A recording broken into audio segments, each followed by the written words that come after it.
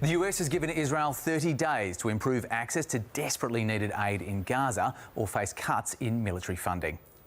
It's the strongest known warning from the Biden administration to its ally and comes as Israel significantly ramps up action in the region. The UN says just 80 trucks carrying aid have made it into Gaza so far this month, and the US reportedly wants to see that number rise to 350 a day. Global Affairs Editor John Lyons is in Beirut. The United States has made a dramatic intervention in the war in Gaza, telling Israel that it has 30 days to improve the humanitarian situation in Gaza, or it will consider cutting its military aid to Israel. A letter from the White House says that Washington has a deep sense of urgency about the humanitarian crisis.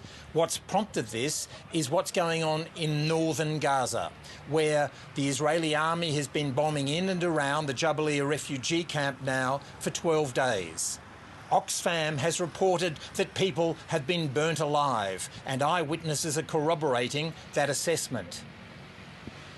Washington says that there's virtually no humanitarian aid getting in there anymore, and that in April, they urged Israel to improve its humanitarian assistance, and that for some time Israel did that.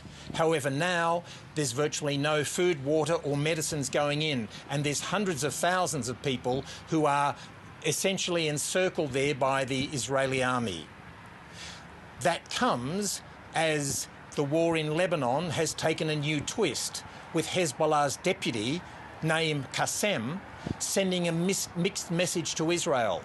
On the one hand, he says we can continue to inflict pain, that's his word, on Israel. But crucially, he says we are prepared to consider a ceasefire. The significance of that is it suggests that Hezbollah militarily is under huge pressure. It's now lost a lot of its senior command. The southern suburbs, one of its strongholds behind me here in Beirut, has been heavily bombed, and its communications have been thrown into chaos by the explosions of the walkie-talkies and pagers. Clearly, Hezbollah's under pressure and needs to regroup. We want to take you to Sydney now, and if you're thinking of taking a morning dip at Coogee Beach this morning, you might need to make other plans. Hundreds of mysterious black balls washed up on shore yesterday, forcing the EPA to close the beach. Miles Holbrook Walk is in Coogee for us. Miles, are we any closer to finding out what these objects are? Dan, the mystery endures, and indeed one thing we do know for sure though is that this barricade says it all. No entry to Coogee Beach, a beloved swim spot right across the eastern suburbs. Indeed in Sydney, many people travelling here on a hot summer or even spring weekend into the order of sometimes tens of thousands. Now, right now off to the camera, we can see a couple of officials working to do some clean-up works at the moment. They're using a term called emu picking as they find these and come across these small black diaphanous balls, some of them about the size of golf balls, and essentially what they're doing is they're inspecting them before they pick them up with gloves and other protective equipment alongside surf life-saving officials, as well as working with Beach Safe and the Environmental Protection Authority. But while we still don't know the exact cause, one theory permeating from Randwick City Council, who discovered it through their lifeguard patrols, is that they could be caused by perhaps an oil spill in the water, or indeed storm water mixing in with ocean water that's come from the recent quite significant downpours we've seen. Of course, as I said, it's a very popular beach, and we've actually spoken to one swimmer who's been coming here for 40 years just about every morning, and she was alarmed but was actually alerted last night because of how popular she is for coming down here. Here's what she had to say when she found out that the beach was closed. We saw the news last night and everyone messaged me last night because everyone knows that I like to come down to the beach first thing in the morning, 6 o'clock, yeah, without fail. I guess they don't know what contaminants are in there and when it's safe to go in again. So I guess it's a precaution well needed. Also worth noting, in an adjoining council, Bronte and Tamarama Beach have been closed. Now, it's not yet clear if their closures are linked to this event here, and we haven't seen any imagery or reports as yet of these same black tar balls appearing there, but those two beaches are closed. Anywhere else in Randwick City Council, you can go safely for a dip, though, as those beaches remain open. All right, the mystery endures. Thank you, Miles. Well, let's check some other stories making news this morning. And more than 200 Australians have arrived in Sydney from Lebanon on the last scheduled repatriation flight as conflict escalates in the region.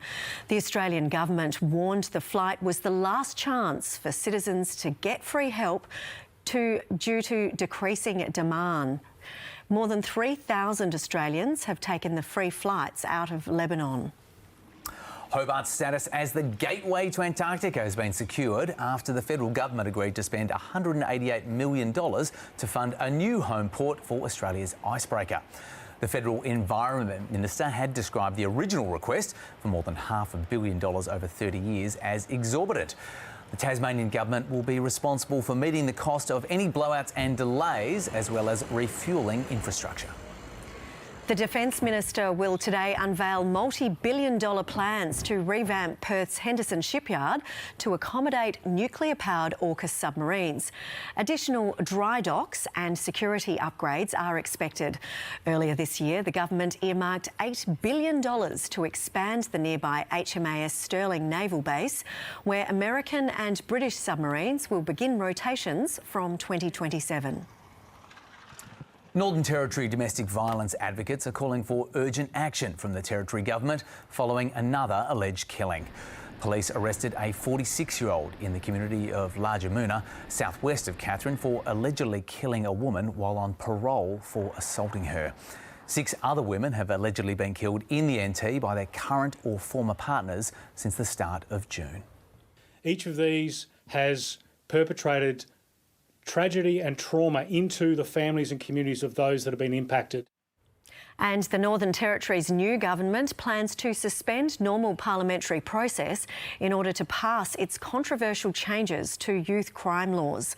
Leah Finocchiaro's Country Liberal Party campaigned on a promise to lower the age of criminal responsibility to 10.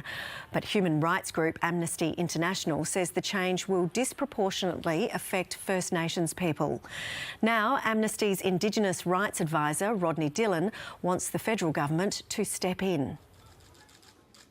An Australian-born K-pop star has made an emotional plea for better treatment of young artists in the multi-billion-dollar industry. Ha Ni, a member of the group New Jeans, testified before South Korea's parliament in a rare appearance by a major K-pop star to address bullying in the industry. For years, the K-pop industry has been dogged by complaints of high pressure and bullying, sparking calls on companies to better protect their artists. Well, let's take a quick look at the global markets, and you see the Australian futures are down. That follows a fall on Wall Street where stocks are slipping as the price of crude oil there also tumbles and technology stocks weaken. We can see that the Aussie dollar is buying 67 US cents and gold is trading higher. The city of Prague has banned pub crawls as it seeks to crack down on rowdy tourists and attract more refined visitors.